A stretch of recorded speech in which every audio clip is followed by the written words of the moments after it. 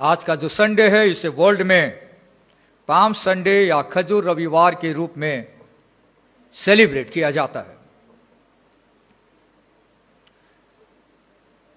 जब प्रभु यीशु मसीह संसार में आया और उसके आखिरी सप्ताह में जब यीशु मसीह राजधानी यरूशलेम में एंट्री मारता है तो वहां पे जो भीड़ थी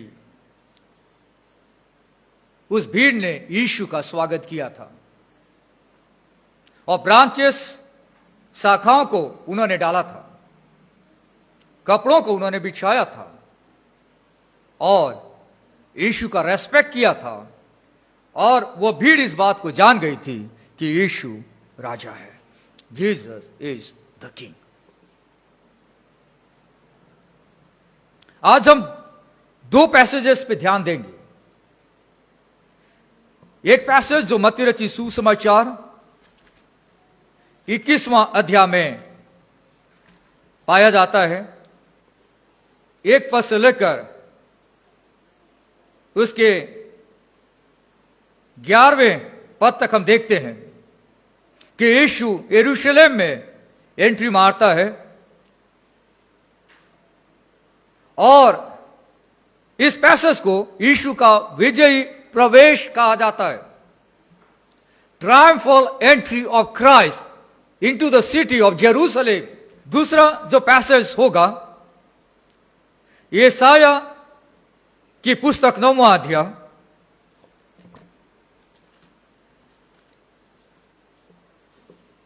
6वां जो पद है उसका पहला हिस्सा। आप जानते हैं कि हम इन दिनों यशायाह की पुस्तक का अध्ययन कर रहे हैं और लास्ट संडे हमने यशायाह उसका 9वां अध्याय 1 से लेकर 5 पद तक का अध्ययन किया है। आज हम 9वां अध्याय 6 पद का पहला हिस्सा को मत्ती रचित सुसमाचार 21वां अध्याय 1 से लेकर 11 पद के साथ अध्ययन करने का प्रयास करेंगे और हम समझेंगे कि ये दोनों पैसेज कैसे आपस में लिंक होते हैं, कैसे कनेक्शन है। सबसे पहले हम यशायाह की पुस्तक 9वां अध्याय उसका 6वां पद को समझने का प्रयास करेंगे और उसके बाद हम मत्ती रचित सुसमाचार 21वां अध्याय 1 पद से लेकर 11 पद तक जो बातें लिखी गई है उसको भी समझने का प्रयास करेंगे और जानेंगे कि दोनों के बीच में किस प्रकार का कनेक्शन है। इस पुराने नियम की एक पुस्तक और नए नियम की एक पुस्तक के बीच में कैसा कनेक्शन है, कैसा लिंक है, उसे जानने का प्रयास करेंगे। यशायाह की पुस्तक 9वां अध्याय एक बड़े ट्रूथ को हमारे सामने लेकर आता है। पिछले संडे हमने देखा कैसे किसी क्षेत्र के रहने वाले लोग अंधकार से ज्योति की ओर आ सकते हैं, कैसे लोगों का जीवन जो एक समय निराशा भरा और दुख भरा था वो कैसे आनंद भरा और शांति भरा हो सकता है। हम उसी कड़ी में और उस कॉन्टेक्स्ट को ध्यान में रखकर इस पद को समझेंगे, क्योंकि अगर हमें किसी पद को समझना है तो उस कॉन्टेक्स्ट को समझना बहुत जरूरी है। अगर हम उस पैसेज के संदर्भ को न समझे तो गलत व्याख्या हो पाएगी। उस कॉन्टेक्स्ट को ध्यान में रखते हुए हम यशायाह की पुस्तक 9वां अध्याय 6वां पद के पहले हिस्से को समझेंगे।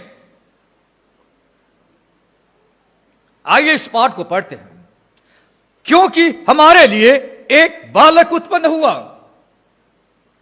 हमें एक पुत्र दिया गया है और प्रभुता उसके कांधे पर होगी। फिर से एक बार, क्योंकि हमारे लिए एक बालक उत्पन्न हुआ, हमें एक पुत्र दिया गया है और प्रभुता उसके कांधे पर होगी। For to us a child is born, to us a son is given. Grammar को हम समझेंगे। हमारे लिए एक बालक उत्पन्न हुआ, हमें एक पुत्र दिया गया, गिवन, और प्रभुता उसके कांधे पर होगी। सिर्फ यीशु मसीह ही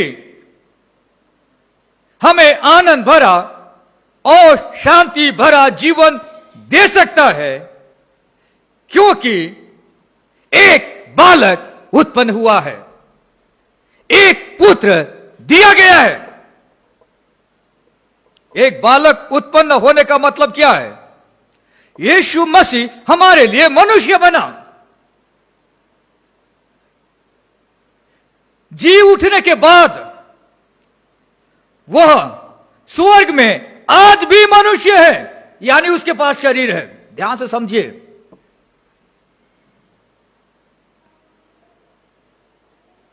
दूसरी बात, हमें एक पुत्र दिया गया है। मनुष्य बनने से पहले वह परमेश्वर का पुत्र है, वह राजा है, वह धरती को बनाने वाला, वह चलाने वाला है, इसलिए वह दिया गया है। व्याकरण की भाषा को आप समझिए। यहां पर लिखा है एक बालक उत्पन्न हुआ और पुत्र दिया गया। बालक उत्पन्न हुआ और पुत्र दिया गया। Child is born and son is given. यशायाह नबी 6 से लेकर 7 पद तक यह बता रहा है कि कौन मनुष्यों को अंधकार से उजियाले की ओर ला सकता है। उसको इंट्रोड्यूस कर रहा है। और यहां पे सबसे पहले बताया गया है कि एक बालक उत्पन्न हुआ और एक पुत्र दिया गया है। आप प्रोफेटिकल लैंग्वेज को समझिए। यहां पे जो बातें लिखी गई है ऑलरेडी पास्ट टेंस में है। पास्ट टेंस मतलब क्या है? वो लिख रहा है बालक उत्पन्न हुआ, पुत्र दिया गया है। भूतकाल में वो लिख रहा है। पर हम बाइबल को पढ़ते हैं और हम जानते हैं कि प्रभु यीशु मसीह के मनुष्य बनने से पहले यह पुस्तक लिखी गई है। यहां पर लिखा जाना चाहिए था कि एक पुत्र उत्पन्न होगा। यहां पर लिखा है कि एक बालक उत्पन्न हुआ। ऑलरेडी भूतकाल में एक बालक उत्पन्न हुआ, एक पुत्र दिया गया है। जब इस प्रकार के लैंग्वेज इस्तेमाल किए जाते हैं तो एक सर्टेनिटी को दर्शाता है, यानी यह इतना श्योर है कि ऑलरेडी वो घटना घट चुकी है। हमें एक पुत्र दिया गया है। हम एक गीत को गाते इंग्लिश में, बहुत ही वर्ल्ड फेमस यह गीत है, God sent his son, they called him Jesus, he came to love, heal and forgive. He lived and died to buy my pardon. An empty grave is there to prove my Savior lives. परमेश्वर ने अपने पुत्र को भेजा, उसका नाम यीशु है। वह संसार में आया कि लोगों को प्यार करे, लोगों को चंगाई दे, पापों की क्षमा दे। वह धरती पर आकर जिया और मर गया, और उसने मेरे पाप का कर्जा अपने ऊपर उठा लिया। एक खाली कब्र यह प्रमाणित करती है कि मेरा उद्धारकर्ता जिंदा है।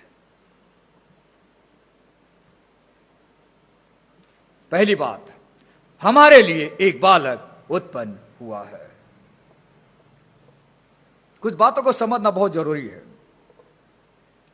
यीशु का जन्म लेना यीशु के मनुष्य जीवन के प्रारंभ को बताता है। इसको समझिए आप। यीशु मसीह जब जन्म लिया एक बालक के रूप में, वहां से यीशु मसीह का मनुष्य जीवन की शुरुआत होती है। पुत्र दिया गया मतलब वो ऑलरेडी परमेश्वर का पुत्र है। पुत्र के रूप में यीशु की शुरुआत इस धरती पर नहीं होती। He is already God. वो ऑलरेडी परमेश्वर का पुत्र है, पर मनुष्य के रूप में इस धरती पर यीशु की शुरुआत होती है। इसलिए यह शब्द लिखा गया है, एक बालक उत्पन्न हुआ। जब यीशु मसीह मनुष्य बना, तब उसने मनुष्य स्वभाव को ईश्वरीय स्वभाव में जोड़ा। यीशु मसीह ऑलरेडी परमेश्वर है। जब वो मनुष्य बना, तो मनुष्य के स्वभाव को यीशु मसीह ने अपने स्वर्गीय स्वभाव में ऐड किया। यह एक बहुत बड़ी डॉक्ट्रिन है। आज कई कलीसियाएं भ्रमित है, कई पास्टर भ्रमित है, कई डिनोमिनेशन भ्रमित है, इस कॉन्सेप्ट को नहीं समझ पा रहे हैं। एक और बात ध्यान से समझिए, जब मैं इस टेक्स्ट को एक्सप्लेन कर रहा हूं, एक बालक उत्पन्न हुआ। यीशु मसीह हमेशा एक मनुष्य के रूप में आज भी है। स्वर्गारोहण होने के बाद स्वर्ग में यीशु मसीह अपने रेजरेक्टेड बॉडी के साथ, पुनरुत्थान के बाद जो शरीर मिलता है, उस शरीर में आज भी यीशु मसीह स्वर्ग में है, और उसी बॉडी के साथ यीशु मसीह इस धरती पर आएगा। मेरे और आपके पास भी और दुनिया के हर विश्वासी के पास भी वही बॉडी होगी, अगर वो प्रभु में सो जाता है। यीशु मसीह फुली गॉड और फुली मैन है। आपको याद होगा, हम यूहन्ना रचित सुसमाचार 1 अध्याय का अध्ययन कर रहे थे, और वहां पर मैंने एक सरमन दिया था। यीशु 100% परमेश्वर, 100% मनुष्य, 100% God, 100% man, fully God, fully man. दुनिया में सिर्फ एक ही अस्तित्व है जो पूरा परमेश्वर है और पूरा इंसान है। दुनिया में जो भी पैदा होता है वो पूरा इंसान है। वो ग्रेट मैन हो सकता है, वो राजा हो सकता है, बहुत बड़ा आदमी हो सकता है, but he is only man. वो सिर्फ मनुष्य है, सिर्फ मनुष्य है। यीशु मसीह फुली गॉड, फुली मैन। ये दुनिया का एक बहुत ही बड़ी शिक्षा है जिसे हमें समझना बहुत जरूरी है। यीशु मसीह पूर्ण मनुष्य, पूर्ण गॉड, पूर्ण परमेश्वर है। दूसरी बात, एक पुत्र दिया गया, पुत्र दिया गया। बालक उत्पन्न हुआ, पुत्र दिया गया। दिया गया मतलब आप समझते हैं, जो चीज आपके पास होगा उसे आप देंगे, तब कहेंगे मैंने उसे दिया। पुत्र दिया गया। जो बालक पैदा होगा वो एक दिया गया पुत्र होगा। परमेश्वर ने दाऊद से एक वाचा बांधी थी, जिसे दाऊद के साथ बांधी गई वाचा कहा जाता है, डेविडिक कॉवेनेंट कहा जाता है। 2 शमूएल अध्याय 7:14, आइए पढ़ते हैं। मैं उसका पिता ठहरूंगा और वो मेरा पुत्र ठहरेगा। यदि वो अधर्म करे तो मैं उसे मनुष्यों के योग्य दंड से और आदमियों के योग्य मार से ताड़ना दूंगा, परंतु मेरी करुणा उस पर से ऐसे न हटेगी जैसे मैंने साउल पर से हटा ली थी और उसको तेरे आगे से दूर किया था। वरन तेरा घराना और तेरा राज्य मेरे सामने सदा अटल बना रहेगा, तेरी गद्दी सदैव बनी रहेगी। परमेश्वर ने राजा दाऊद से वाचा बांधी थी कि तेरा राज्य सदा अटल बना रहेगा और तेरी गद्दी सदैव बनी रहेगी। यहां पे जो पुत्र है, वो पुत्र जो है वो राजा का इस्तेमाल किया गया है। राजा का पुत्र राजा बनता है। हमें एक पुत्र दिया गया है, मतलब क्या? हमें एक राजा दिया गया है। यशायाह कह रहा है कि जो बालक उत्पन्न होगा, जो पैदा होगा, वो दिया गया पुत्र यानी परमेश्वर का पुत्र होगा, और चूंकि वो दाऊद राजा के वंश से आएगा, वो राजा होगा और प्रभुता उसके कांधे पर होगी। बहुत ही सिंपल है। परमेश्वर बालक के रूप में अपने पुत्र को भेजेगा जो राजा है और इस्राएलियों पर राज करेगा। यहां पर यीशु को एक राजा के रूप में बताया गया है। जब यशायाह नबी भविष्यवाणी कर रहा है, तब वो उस बालक को, यीशु को बता रहा है कि वो राजा है, वो राजा है। और जैसे ही हम मत्ती रचित सुसमाचार 21वां अध्याय को पढ़ते हैं, 1 पद से लेकर 11 पद तक, वहां पर जो भीड़ थी, वहां पे जो लोग थे, क्राउड थी, वे कह रहे थे कि यीशु दाऊद का वंशज है। आइए पढ़ते हैं मत्ती रचित सुसमाचार उसका 21वां अध्याय। यीशु मसीह यरूशलेम की ओर जा रहे थे। पद 1 में लिखा है, जब यरूशलेम के निकट पहुंचे और जैतून पहाड़ पर बैतफगे के पास आए, तो यीशु ने 2 चेलों को यह कहकर भेजा कि सामने के गांव में जाओ। वहां पहुंचते ही एक गदही बंधी हुई और उसके साथ बच्चा तुम्हें मिलेगा, उन्हें खोलकर मेरे पास ले आओ। और आगे अगर आप पढ़ते हैं तो आप समझ पाएंगे 3-4 में, यदि तुमसे कोई कुछ कहे तो कहना कि प्रभु को इनका प्रयोजन है, तब वो तुरंत उन्हें भेज देगा। यह इसलिए हुआ कि जो वचन भविष्यद्वक्ता के द्वारा कहा गया था वो पूरा हो। सियोन की बेटी से कहो, देख तेरा राजा तेरे पास आता है, वो नम्र और गधे पर बैठा है, वरन लादू के बच्चे पर। जकरया नबी ने भी इस प्रकार की भविष्यवाणी करी थी कि वो एक राजा है। पद 6 में लिखा है, चेलों ने जाकर जैसा यीशु ने उनसे कहा था वैसा ही किया, और गधी और बच्चे को लाकर उन पर अपने कपड़े डाले और वो उन पर बैठ गया। तब बहुत से लोगों ने अपने कपड़े मार्ग में बिछाए और अन्य लोगों ने पेड़ों से डालियां काट कर मार्ग में बिछाई।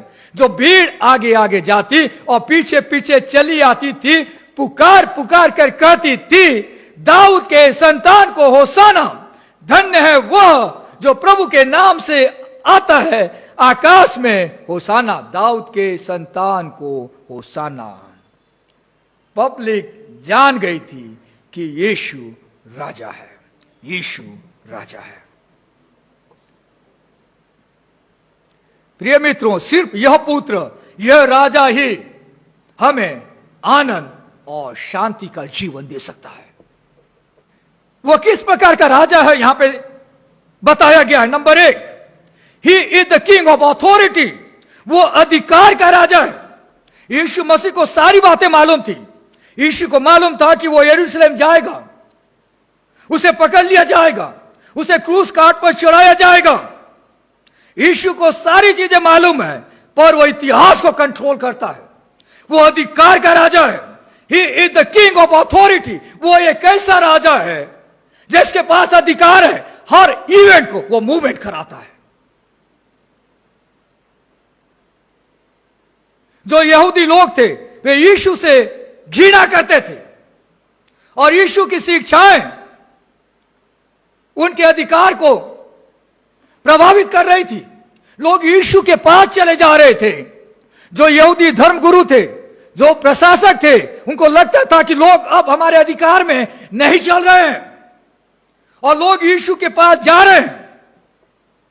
यीशु मसीह सारी घटनाओं को, सारे माहौल को अपने अधिकार में रखा हुआ था, क्योंकि वो एक ऐसा राजा है जिसके पास अधिकार है। He is the king of authority, वो अधिकार का राजा है, अधिकार का राजा है। दूसरी बात, he is the king of justice, वो न्याय का राजा है। यीशु मसीह का न्याय सब लोगों के लिए एक भलाई का कारण होता है। वो एक ऐसा राजा है जो लोगों को ट्रू जस्टिस प्रोवाइड करता है, सच्चा न्याय प्रोवाइड करता है। वो करप्ट राजा नहीं है। हमारे देश में इस दौरान जो माहौल चल रहा है, कई लोगों के दिमाग में यह प्रश्न उठ रहा है कि हमारे देश में लोगों को न्याय क्यों नहीं मिल रहा है, हमारे देश के शासक क्यों इतने भ्रष्ट हो गए, अधिकारी क्यों इतने भ्रष्ट हो गए, आम आदमी की आवाज को क्यों दबाई जा रही है, और हमारे देश में बहुत ही ज्यादा करप्शन और भ्रष्टाचार है। जो न्याय के पद पर बैठे हुए हैं वे स्वयं ही भ्रष्टाचार में लिप्त है। न्याय कहां से मिलेगा? यहां पर लिखा यीशु एक ऐसा राजा है जो लोगों को न्याय देता है। वह न्याय का राजा है, वह न्याय का राजा है।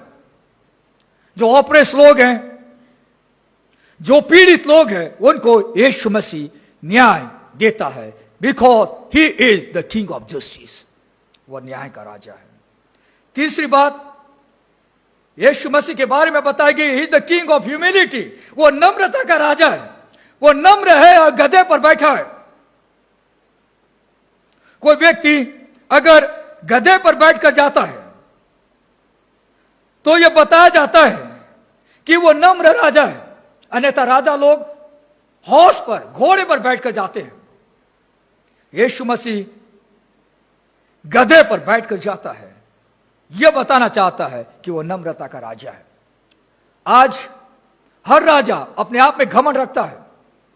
देखिए, किसी भी देश का जो मेन व्यक्ति होता है या मेन राजा होता है या मेन पावर से भरा इंसान होता है, उसको अपनी शक्तियों पे बहुत घमंड होता है। उसे लगता है कि उसके पास इतने सारे वेपन्स हैं, उसके पास इतने सारे मिलिट्री वेपन्स हैं, इतने सारे सैनिक हैं, इतने सारे मिसाइल हैं, इतने सारे एटॉमिक बम हैं, वो वर्ल्ड पावर है। उसके अंदर में यह लगता है कि उसका कोई कुछ नहीं बिगाड़ सकता। यीशु मसीह वैसा राजा नहीं है। यीशु मसीह नम्रता का राजा है और वो लोगों के दिल में राज करना चाहता है। नम्रता का वो राजा है। जब यीशु मसीह मनुष्य बनकर इस संसार में आया कि हम सबों को परमेश्वर से मेल मिलाप करा दें, परमेश्वर के साथ हमारी शांति हो सके, तो बहुत सारे लोगों ने यीशु को रिजेक्ट किया। पर जिन्होंने यीशु को अपना प्रभु माना और जिन्होंने यीशु को अपने जीवन का राजा माना, उनके जीवन में यीशु ने राज किया। हमें इस बात को समझना बहुत जरूरी है कि आज यीशु मसीह स्वर्ग से धरती पर राज कर रहा है और जो भी घटनाएं धरती पर घट रही है, सारी बातें उसके नॉलेज में और उसके अधिकार में है। यशायाह नबी यहां पर भविष्यवाणी करता है कि प्रभुता उसके कांधे पर होगी, यानी जब यीशु मसीह अब दोबारा इस धरती पर आएगा तो पूरी धरती पर यीशु की प्रभुता होगी, पूरी धरती पर यीशु का राज होगा। और यहां पे जो विजन यशायाह नबी देख रहा है, वो उस समय का विजन को देख रहा है जब पूरी धरती पर शांति, आनंद और जस्टिस मिलेगा। एक यूनिवर्सल रूल पूरे वर्ल्ड में चलेगा यीशु के द्वारा। अभी तक यह घटना घटी नहीं है। आज दुनिया में लोग शांति तो पाना चाह रहे हैं, पर लड़ाइयां छिड़ी हुई है। आज दुनिया में लोग आनंद से रहना तो चाह रहे हैं, but it is not possible. आज दुनिया में लोग जस्टिस की तलाश में है, न्याय की तलाश में है, but it is not possible. यह तब होगा जब यीशु मसीह दोबारा इस धरती पर आएगा। तब उस समय पूरे यूनिवर्स में, पूरे वर्ल्ड में यीशु का राज होगा और वहां पर एक बड़ा काम होगा। यहां पर यशायाह नबी भविष्यवाणी करता है और वह कहता है कि सिर्फ यीशु मसीह ही मनुष्यों को आनंद भरा और शांति भरा जीवन दे सकता है। सिर्फ यीशु मसीह ही जो मनुष्य बना, आज भी मनुष्य है। सिर्फ यीशु मसीह ही जो राजा है, आनंद और शांति भरा जीवन मनुष्य को दे सकता है। आनंद भरा और शांति भरा जीवन की शुरुआत होती है जब एक व्यक्ति यीशु को अपना उद्धारकर्ता ग्रहण करता है। क्या आपने यीशु को अपने जीवन का उद्धारकर्ता ग्रहण किया है? आनंद भरा और शांति भरा जीवन कोई व्यक्ति एक्सपीरियंस करता है जब यीशु उसके जीवन का राजा है। क्या यीशु आपके जीवन का राजा है? क्या आप यीशु के अधिकार में चल रहे हैं? यीशु के नियंत्रण में चल रहे हैं? प्रभु से कह रहे, प्रभु तू मेरा राजा है, जैसा तू बोलेगा वैसा मैं करूंगा। आनंद भरा और शांति भरा जीवन सिर्फ यीशु मसीह ही दे सकता है। यीशु मसीह राजा है। Jesus is the king. आइए प्रार्थना करें। परमेश्वर पिता, हम आपको धन्यवाद देते हैं आज के सुंदर वचन के लिए। जैसा आपने ईसाया नबी के द्वारा इस्राएली प्रजा को कहा था, एक बालक उत्पन्न हुआ और एक पुत्र दिया गया और प्रभुता उसके कांधे पर होगी। और ईसाया नबी ने यह वचन पास्ट टेंस में लिखा, क्योंकि आपकी बातें हमेशा 100% सर्टेन होती है। और हम जब नए नियम को पढ़ते हैं, जब प्रभु यीशु मसीह मनुष्य बना तो अक्षरशः वो सारी बातें पूरी हो जाती है। प्रभु, आप हमें आनंद भरा और शांति भरा जीवन देना चाहते हैं। दुनिया के हर लोगों को आनंद भरा और शांति भरा जीवन आप देना चाहते हैं, इसलिए आप मनुष्य बने हैं। आप इस धरती पर आए और आप चाहते हैं कि प्रभु हर व्यक्ति आपके राज्य को एक्सपीरियंस कर सके। इस समय हमारे देश में, विश्व में परिस्थितियां ठीक नहीं है। प्रभु, हम प्रार्थना करते हैं कि आपका राज्य आए और आप इस धरती पर राज करें। वचन के द्वारा हमसे बातचीत करने के लिए हम आपको धन्यवाद देते हैं। उद्धारकर्ता प्रभु यीशु के नाम से हम इस प्रार्थना को मांगते हैं। आमीन।